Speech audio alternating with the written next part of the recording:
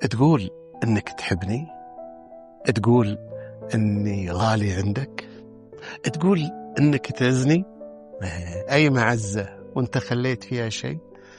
الكلام جميل لكن الفعل ينفيه.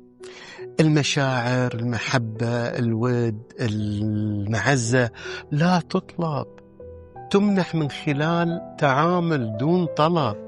يا جماعة، العلاقات التي تسقى بالإلحاح تذبل، تموت.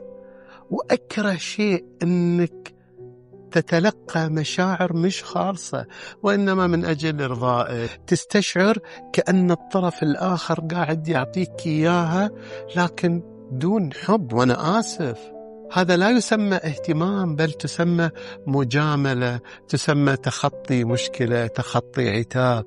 لأن الحب الصادق، الود، الرغبة في التواصل تأتي تلقائية، تأتي من حب، من مشاعر صادقة تعطى لك. من لا يشتاق لك إلا حين تذكره، هذا معناته أنه لن يكن في يوم قريب منك. من يحبك يعزك يودك لا يحتاج إلى تذكير في كل مرة، لا يحتاج إلى دعوة، إنما إيش؟ حبه، تقديره، شوقه لك هو اللي يدفع للتواصل دون طلب.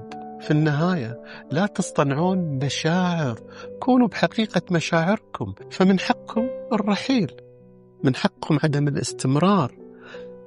أبغض شعور لما يستشعر الإنسان إنه يعطى شيء دون قلب، دون رغبة.